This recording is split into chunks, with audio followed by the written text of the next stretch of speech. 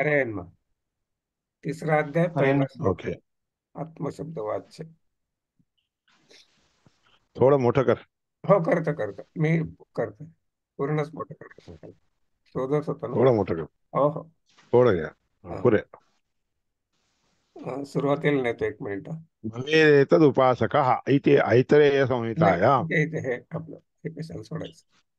हरिः ओम नारायणं निखिलपूर्णगुणैकदेहं सर्वज्ञम् अच्युतमजम् अजेश अपेत समस्त दोषं प्राणं सर्वविघ्नं चिरचित् परमेश्वरस्य साक्षात् हरीश्वरमियं शरणं रमेशम्. ओम सहनावतु सहनौ भुनक्तु सह वीर्यं करवावहै तेजस्विनावधीतमस्तु मा विद्विषावहै. ओम शांति शांति शांति. एषमं लोकमभ्यार्चत.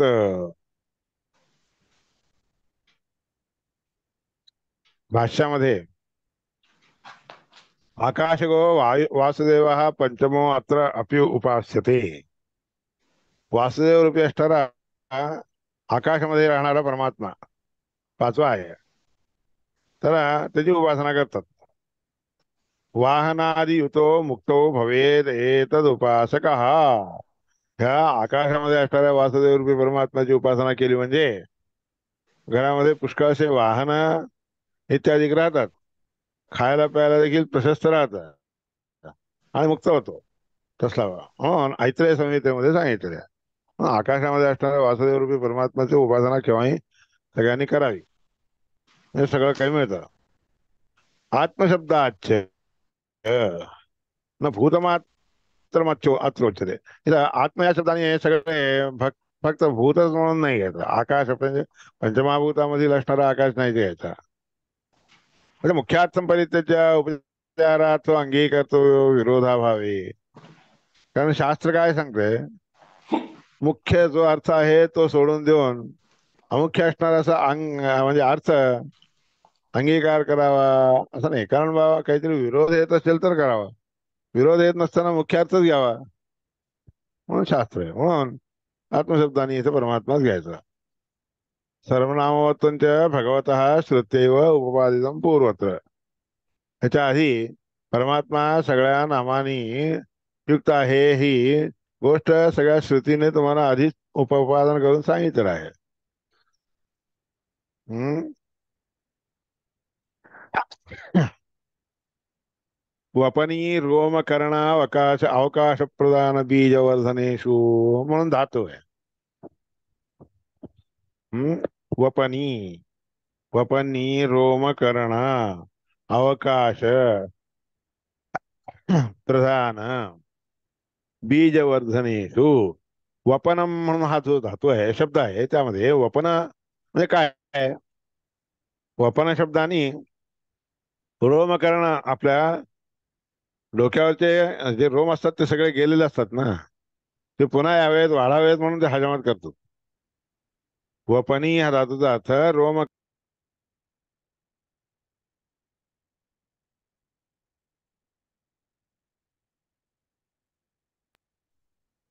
वपनी रोमकरण. वपन हा शब्द कशासाठी वापरावा ते त्याच्यात सांगितलंय. वपनी रोमकरणावकाश प्रदान अवकाश देणे ह्याच्यासाठी देखील वपने म्हणतात. मग बीज वाढवायसाठी म्हणून बीज जे घालतात की नाही वर्धना. वपनम म्हणजे काय, बीज वाढवणे. हे बिया घालायचे, बी पेरायचे, हे सगळे वपनी धातूचा अर्थ आहे बरं का. म्हणून शब्द धातूचा अर्थ सांगितलं, धातूंचा अर्थ सांगितलं. तस्मिन् त्याकरता वपनी रोमकरणावकाश प्रदान बीजवर्धनेषु म्हणून इथे सांगितलं. आता तानी ते सगळे पंचके यो अन्नम अन्नादंच वेद. तो ते वपन हा धातू जो कोणी ह्या पाच मध्ये अनिरुद्ध प्रद्युम्न संकर्षण वासुदेव नारायण रूपाने ह्यामध्ये जो कोणी जाणतो, अन्न रूपाने त्याला जाणं किंवा अन्नाद रूपाने देखील त्याला जाणतो. सहा अस्मिन तो जाती युपे, तो आपल्या स्वतःच्या जातीमध्ये जातो ग्रुपमध्ये विशेषेण अन्नाद अन्नाद अजायते. विशेष हे करून अन्न खाणारा, अन्न देणारा, अन्न भोगणारा हा होतो. याकरता परमात्म्याला असे 5 रूपाने त्या अन्नामध्ये चिंतन करावं. तस्मिन् वेद अस्मिन् आजायते इति पृथक् पृथक् पुनः पुनः विशेषणात उपासकस्य. तस्मिन् वेद म्हणजे त्याच्यामध्ये जाणतो, प्रत्येक अन्नामध्ये असं जाणतो, त्याच्यामध्ये अस्मिन् आजायते, ह्याच्यापासून उत्पन्न होतो, याकरता अन्न म्हणजे पृथक पृथक एक एक जण मध्ये एक मध्ये एक रूपाने वेगवेगळ्या रूपाने राहत असतात. पृथ्वी, अग्नी, आकाश, वायू, हं? हे सगळे असे क्रमाने दाखवले, सांगितलेले आहेत. पण विशेषणात उपासकस्य, विशेष हे करून त्या विशेषणाने उपासना करणारा जो असतो तो जाती सन्निधानाच, आपल्या जातीच्या मध्ये सन्निधानामध्ये राहत असतो. याकरता स्वजाती विती, स्वजाता म्हणजे आपल्या लोकांमध्ये तो अन्नवान होतो. स्वजाता विती ज्ञायते, स्वतःच्या जातीमध्ये हे तो होतो. म्हणजे काय, जगामध्ये कुठेतरी होतो असं नाहीये, आपल्या जातीमध्ये श्रेष्ठ होतो असा. क्षीराब्धिशयनं विष्णुं रूपं यत्पुरुषाभिधं संकर्षणश्च प्रद्युम्नः तदाकारो नृषु नारायणानिरुद्धौ तु पश्वाकारो पशुस्थितौ. क्षीराब्धिशाही असणारा विष्णू परमात्माचे जे रूप आहे, पुरुष शब्दवाच्य असणारे जे रूप आहे, ते रूप ह्या पुरुष रूपाने परमात्मा अनिरुद्ध, प्रद्युम्न, संकर्षण, वासुदेव या रूपाने नारायण परमात्मा राहत असतो.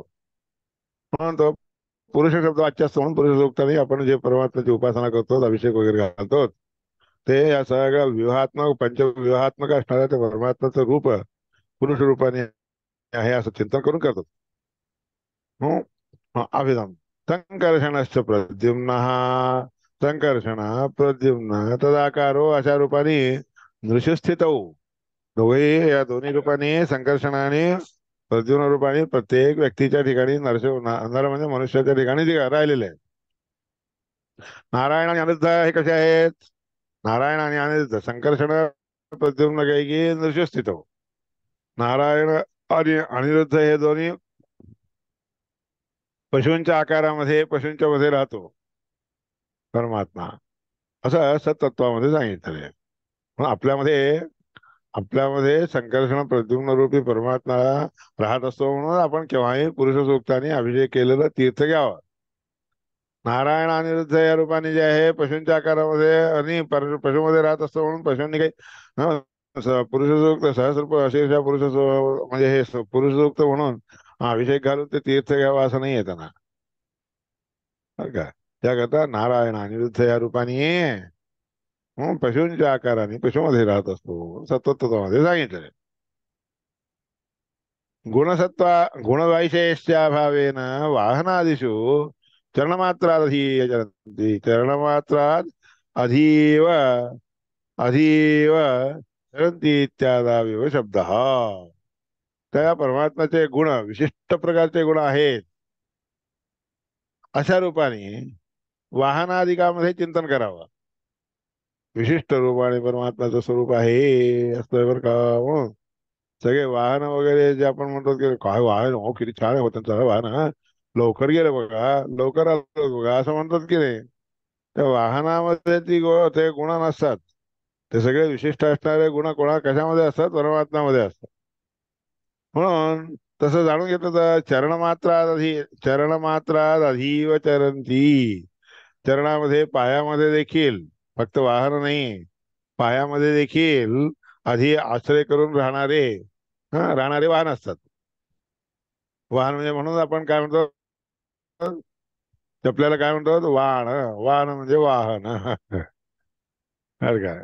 पायातले वाहन घाला म्हणजे पायातले वाहन घाला असा अर्थ. वाहनामध्ये म्हणजे चपल्या देखील वाहनच आहेत, चपल्या घालून जातो म्हणजे पायाला काही काकडे काटे बिटे टोचू नये म्हणून ते वाहन घालायचं.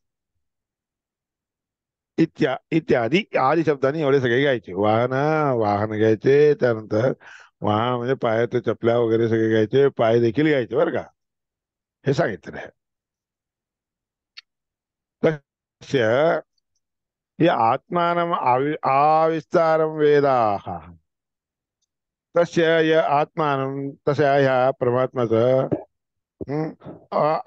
विस्तारम, हा विस्तारम पूर्णपणे विस्तृत रीतीने असणार रूप, जे कोणी वेदा वेद म्हणजे जाणतो, अश्नुतेह खरं सांगतो इथं, अश्नुते स्वीकार करतो, भोगतो, अश्नुतेह हा अवी औषधी वनस्पतयो, या ठिकाणी अवी म्हणजे सगळे शिळ्या मेंढ्या बिंड्या सगळ्या आल्या, औषधी वनस्पतयो औषधीमध्ये वनस्पतीमध्ये सगळे परमात्म्याचे असे हे विस्तृत असणारे असे रूप आहे असं म्हणून जो कोणी जाणतो की नाही, याचे किंच प्राणभृत, जे काही प्राणभृत आहे प्राणधारी आहेत ते सगळे ह्या परमात्म्याचे विशिष्ट असणाऱ्या रूपाने विस्तृतपणे राहणारे हे रूप जाणून घेऊन जे कोणी वापरतात की नाही, तो प्राणधारी होतो. तर आत्मानम आविस्तारम वेद, तो परमात्म्याला पूर्ण विस्तृत रीतीने जाणता होतो, परमात्म्याला जाणणारा होतो. औषधी वनस्पतीषु ही, औषधी वनस्पती इत्यादिकामध्ये खरं सांगायचं म्हणजे रसव दृश्यते, औषधींच्या मध्ये वनस्पतीमध्ये जे काही रस दिसत असतो की नाही तुम्हाला, त्या रसरूपाने परमात्माच असतो तिथं. रसोहम आपसु कौंतेय म्हणून भगवद्गीतेत सांगितलेलं. सगळ्या ह्याच्यामध्ये रसरूपाने मी राहत असतो बरं का, म्हणून तिथं भगवद्गीतेत सांगितलेलाच विषय. औषधी वनस्पती रसो दृश्यते चित्तम प्राणभृत्सु.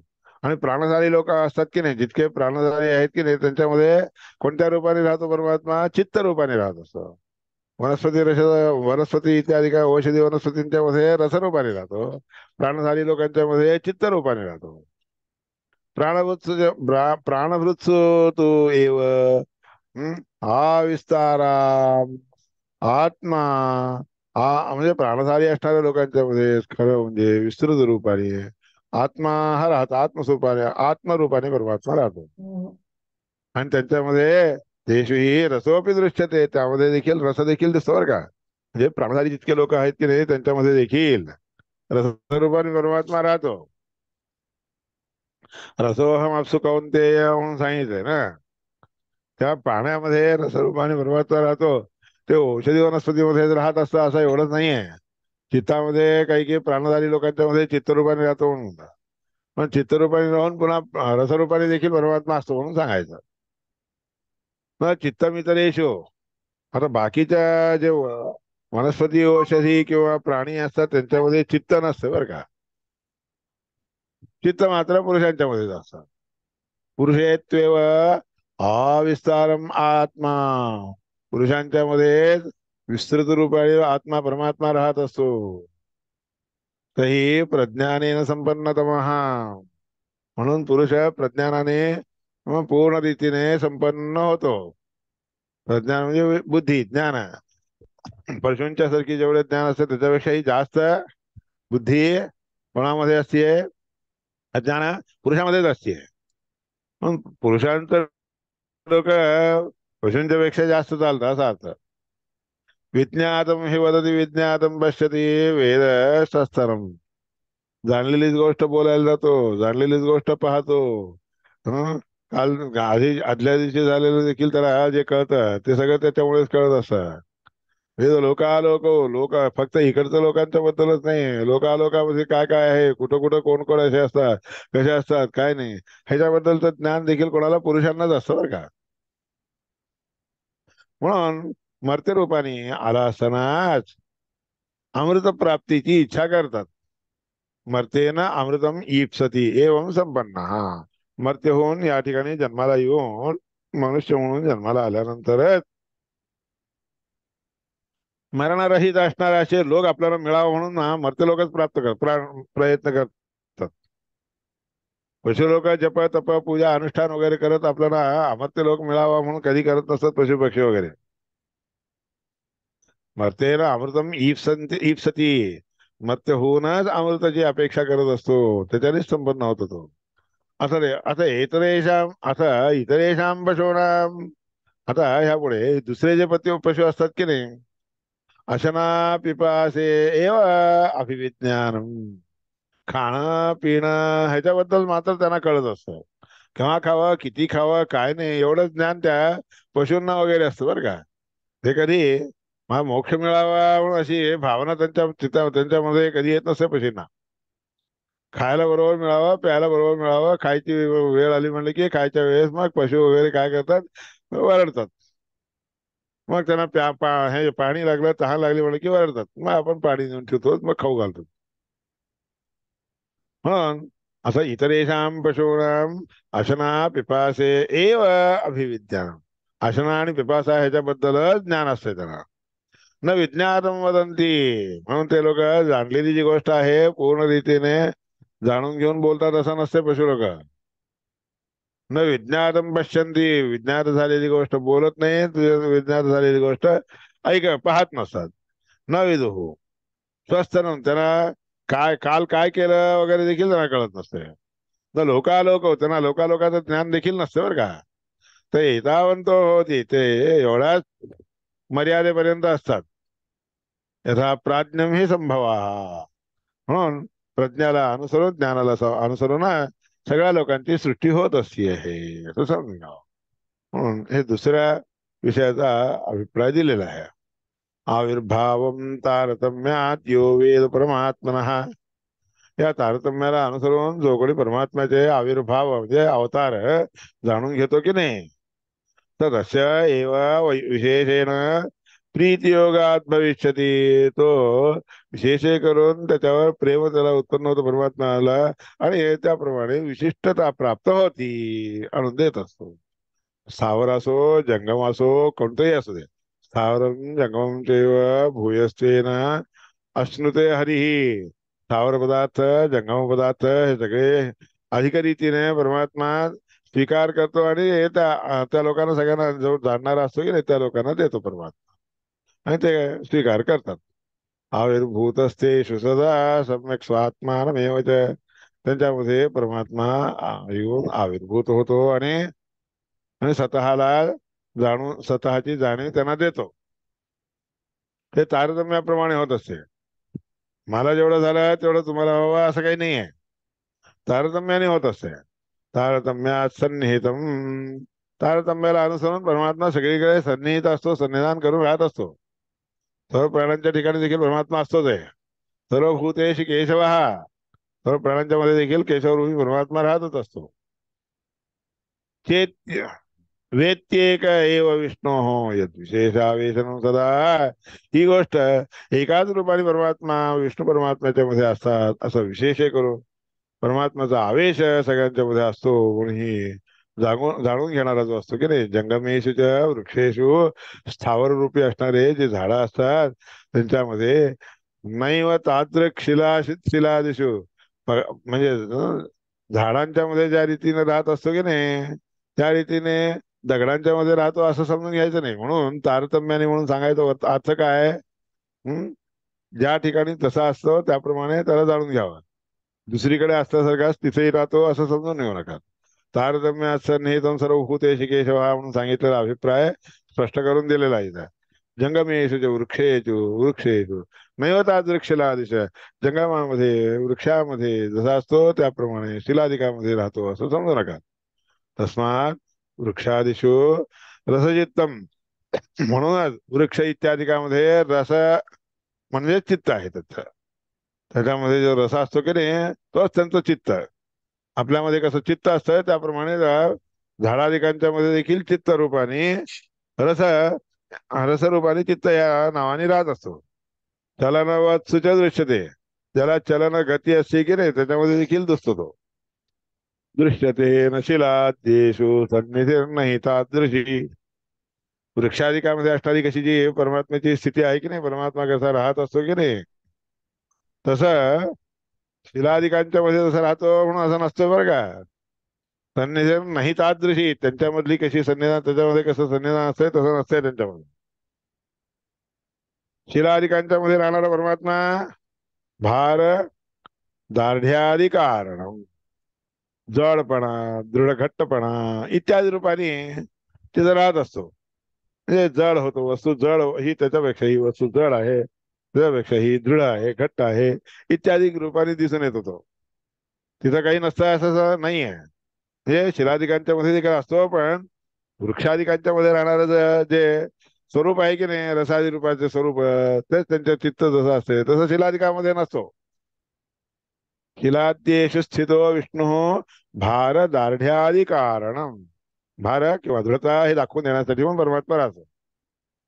नाही चित्तादिकस्यातो, म्हणून चित्त असणाऱ्या वृक्षांच्या मध्ये वृक्षाद्या नैव चित्तादिकांच्या रूपाने जसं वृक्षांच्या मध्ये राहतो की नाही, तसं परमात्मा राहत नसतो, तिथं दुसऱ्या रीतीने राहतो. म्हणून ते त्या शिलादिकांच्या पेक्षा वृक्षाधिक श्रेष्ठ असतात, उत्तम असतात. हा वृक्षाद्या हा उत्तम असतात, म्हणून वृक्षाधिक दगडादिकांच्या पेक्षा उत्तम. हा पदार्थामध्ये असणारा विशेष आहे, पदार्थामध्ये असणारी ही विशेषता आहे. त्यामध्ये विशेषता यायचं कारण परमात्म्यामुळे आलेली असते ही गोष्ट वेगळी आहे. पण तिथं असणाऱ्या विष्णू परमात्म्याची विशेषता समजू नका म्हणतात. त्यांच्यामध्ये असणारं जे श्रेष्ठपणा आहे, मोठेपणा आहे, तो विष्णू परमात्म्याच्या सन्निधानामुळे येत असते. विष्णू परमात्म्यामध्ये त्या ठिकाणी राहणारा म्हणजे वृक्षाधिकांच्या मध्ये राहणारा जो विष्णू असतो नाही, त्या त्या ठिकाणी राहणारा विष्णू तो म्हणजे दगड वगैरे इत्यादिकामध्ये राहणारा विष्णू ह्या दोघांच्या पेक्षाही मोठा. विष्णू परमात्मा मोठा म्हणून समजू नका, त्या पदार्थांना विशिष्टता आहे, ती विशेषता आहे ती. विष्णू परमात्मा सगळीकडे गुणाधिक्य अधिक गुणाने युक्त असतो, म्हणून सगळीकडे अधिक रूपानेच दिसून येत असतो. विष्णून गुणाधिक्यम दर्शेत. विष्णू परमात्मा त्या ठिकाणी राहून काय करतो, स्वतःचा गुण अधिक गुणाने युक्त आहे हे दाखवत असतो. खरं त्या वस्तूंना अधिक गुणता दाखवून देतो, वस्तूंची अधिकता आहे, ते ह्या वस्तूपेक्षा ही वस्तू श्रेष्ठ.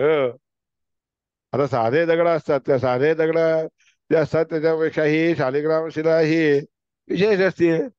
परमात्म्याचे अधिक त्या शालिग्राम शिलेला एवढं अधिक येण्याचं कारण काय, विष्णू परमात्म्याचं सन्निधान. पण म्हणून याप्रमाणे सगळे जाणून घ्यावे, गुणपूर्ण ही सर्वत्र. सगळीकडे परमात्मा गुणपूर्ण रूपा म्हणजे सगळ्या गुणांनी परिपूर्ण आहे. स्वयं स्वतः विष्णू परमात्मा सगळ्या गुणांनी परिपूर्ण आहे. त्यांच्यामध्ये एवढं जे श्रेष्ठता कमीता वगैरे येते की नाही, ते सगळे विष्णू परमात्म्याच्या सन्निधानामुळे येत असते. त्या ठिकाणी विष्णूला अधिकता न्यूनता येते असं समजू नका. विष्णू परमात्म्याच्या मुळे वृक्षाधिकापेक्षा देखील दगड वगैरे म्हणले की नाही, त्या वृक्षाधिकांच्या पेक्षा चित्त असणारे जे आहेत पुरुष लोक श्रेष्ठ असतात वगैरे इत्यादी दाखवलेलं आहे. ते जो पुरुष ते त्या पुरुषांच्या मध्ये देखील विष्णू गुणाधिक्य प्रकाशक हा विष्णू परमात्मा त्यांचा अधिक गुणाने युक्त असणारा विष्णू परमात्मा आहे. प्रकाशमान करतो, प्रकट करतो, अभिव्यक्त करतो. त्याच्यामुळे पुरुषांच्या मध्ये देखील तारतम्य येतं. या पुरुषांच्या पेक्षा तो पुरुष श्रेष्ठ म्हणून म्हणजे शूद्र जे असतात त्या शूद्रांच्या पेक्षाही वैश्य श्रेष्ठ असतात, वैश्यांच्या पेक्षाही क्षत्रिय श्रेष्ठ असतात, क्षत्रियांच्या पेक्षाही ब्राह्मण श्रेष्ठ आहेत. त्यांच्यामध्ये देखील पुन्हा परमात्म्याचे ज्ञान जे असते की नाही, त्या ज्ञानाला अनुसरून किंवा भक्ती जी असते की नाही त्याला अनुसरून पुन्हा उच्च नीचता त्यांच्यामध्ये देखील येते बरं का, असं सांगितलंय प्रकाश संहितेत इत्यादी. असं हे जाणून घ्यावं की आत्मानं परमात्मानं आविस्तरम आविर्भावतारतम्येन वेद. जो कोणी परमात्म्याला किंवा आत्म्याला विस्तृतपणे आविर्भाव रूपाने तारतम्य जाणून घेऊन जाणतो की नाही, तस्य विष्णुरेव, ते विष्णू परमात्म्यालाच जाणल्यासारखं असते त्याला. म्हणून मोठे लोक जे असतात त्याला आपण आदर वगैरे द्यायचा, सत्कार करायचं काय कारण, तर त्या ठिकाणी विष्णू परमात्माच विशेषतः त्यांच्यामध्ये तेवढं मोठेपणा श्रेष्ठता आणून दिलेली आहे असं समजून घेतलं तर मग आपण केलेलं सार्थक होतं असं असतं. म्हणून सर्वेषां तदीयत्वेपि, सगळीकडे परमात्माच राहत असला तरी देखील प्रियत्वा, त्या परमात्म्याला प्रिय असणारे असे लोक बघावं लागतात. हा व्यक्ती त्या व्यक्तीपेक्षा परमात्म्याला फार आवडता आहे, म्हणून त्या व्यक्तीपेक्षा हा व्यक्ती श्रेष्ठ आहे वगैरे इत्यादी आपण जाणून घ्यावं. सर्वेषां तदीयत्वेपि प्रियत्वा तदीयत्व विशेषणम. तदीयत्व नावाचं जे विशेषण आहे ते सगळीकडे लावावं लागतं बरं का. त्या परमात्म्यामध्ये विशेष करून परमात्मा आविर्भूत होतो, दिसून येतो, याकरता इतर व्यक्तीपेक्षा तो व्यक्ती श्रेष्ठ ठरतो. ह्याच्यापेक्षा विशिष्ट रीतीने परमात्मा आविर्भूत होत नाही, दिसून येत नाही, पण तिथं देखील असतो, पण विशिष्टता त्याच्यामध्ये दिसून येत नाही म्हणून त्याच्यापेक्षा त्याला कमी म्हणतो. नाही तर सगळेजण सारखेच होऊन जातात. शून्यचैव सौभाग्याच्या म्हणून सगळेजण म्हणून पंडिता प्रियदर्शन हा समदर्शन म्हणल्यासारखं आहे की नाही. पंडिता हा समदर्शन हा म्हणतात काय. सगळे सगळ्यांच्या मध्ये समान रूपाने परमात्माचं रक्षण पाहत असणारे जे लोक असतात ते श्रेष्ठ असतात, पण पंडित असतात. त्याचा तसा अर्थ नाही आहे. त्याच्यामध्ये प्रत्येकांच्या मध्ये श्रेष्ठ रूप जे परमात्माचं आहे ते बघून घ्यावं.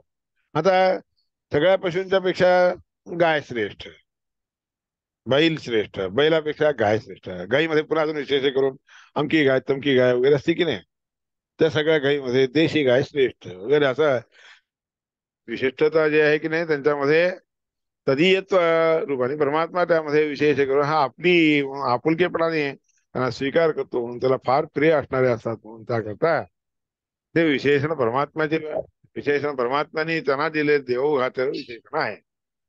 औषधी वनस्पतयोश्च औषधी वनस्पतीमध्ये देखील यच्च किंच प्राणभृत जे काही प्राणधारी असतात की नाही सर्व शिलादिव्य भूय असते ना, ते सगळे सगळ्या लोकांचे प्राण धारण करण्यासाठी योग्य असणारे असे ठरतात की नाही. नुसतं दगड खाण्याच्या पेक्षा औषधी वनस्पती खाल्लं तर त्यांचा प्राण वाचतो. म्हणून याकरता शिलादिकांच्या पेक्षा औषधी वनस्पती श्रेष्ठ आहेत. ते आविर्भूत अष्टदेव भगवान, त्यामध्ये परमात्मा आविर्भूत होऊन सगळं स्वीकार करतो. ते नारायण सम्यक आत्मानम अविस्तारम वेद. तो परमात्मा नारायण सगळ्या लोकांना सगळ्यामध्ये कोणत्या रीतीने विस्तृत रीतीने राहून त्यांना कसं राहावं काय नाही हे सगळं जाणून घेतो की नाही. ते दुसरे कोणी जाणून घेत नाही, परमात्माच जाणून घेत असतो. म्हणून प्राणभृत्व म्हणून जे आहे पशुआदिकांच्या मध्ये प्राण धारण करणारा व्यक्ती हे म्हणत ह्या अर्थाने परमात्मा राहत असतो. ज्ञानानुसारेण ही उत्पत्तय संभव त्यांच्या त्यांच्या ज्ञानाला अनुसरून त्यांची उत्पत्ती किंवा त्यांचा जन्म इत्यादी सगळे त्या हिशोबाने बघून घ्यावं आपण. ज्ञानानुसारेण ही उत्पत्ती इत्यादी त्यांच्यामध्ये पाहावे. ज्ञानानुसारेण व्युत्पत्तय संभव स एष पुरुषः समुद्रः सर्वं लोकमपि अति यद् किंच अस्मिते मन्यते. स एष पुरुषः तो हा पुरुष समुद्र आहे. सम्यक सम्यक समुद्र रूपाने म्हणजे काय, समुद्र कसा असतो सगळीकडे उद्रावती म्हणजे टाकला जातो पसरला जातो म्हणून समुद्र. सम्यक उद्रवती ती समुद्र हा चांगल्या रीतीने पांगला जातो पसरला जातो म्हणून त्या परमात्म्याला समुद्र रूपाने हा परमात्मा सगळ्या प्राण्यांच्या मध्ये लोक अतियथ लोकांमध्ये सगळीकडे जे काही त्या परमात्म्याचं स्वरूप आहे की नाही यथ किंच जे काही अश्नुते तिथं राहून तो स्वीकार करतो ते सगळं श्रेष्ठ आहे असं समजतात. मन्यते अश्नुते मन्यते यद्यंतरिक्ष लोकम अश्नुते जर अंतरिक्ष लोकांमध्ये जाऊन राहतो स्वीकार करतो, जर स्वीकार करत असेल तर त्याच्यापेक्षाही श्रेष्ठ परमात्माचं रूप म्हणून समजायचं. एनम मन्यते यद्यमुम लोकम अश्नुईत ह्या लोकाला हा स्वीकार करतो ह्या धारण करतो असं समजलं ते लोक उत्तरोत्तर श्रेष्ठ ठरले जातात बरं का. अश्नुईत इत्येव एनम मन्येत याप्रमाणे ह्या परमात्म्याला जाणून घ्यावं म्हणून हा उपनिषदातील अभिप्राय उद्याच्या काही तुम्हाला सांगतो. यो अस्मिन् पुरुषे पश्वादिभ्या अधिक्येन इत्यादी भाष्यामध्ये आचार्य सांगतील ती गोष्ट उद्याच्याला सांगायची. यो अस्मिन् पुरुषे पश्वादिभ्या आधिक्येन सन्निहितो भगवान स एष एव समुद्रः समुद्रिक्तो अन्येभ्यः. समुद्र शब्दाने तो कसा वाच्य आहे काय नाही हे सगळं आचार्य सांगतील. ती गोष्ट उद्याच्याला निवेदन करतो. आजची एवढी सेवा भगवंताच्या हाताने म्हणजे भगवंताने माझ्याकडून करून घेतलेली आहे तर परमात्म्याच्या देवी चरणांमध्ये मी समर्पण करतो. श्रीकृष्ण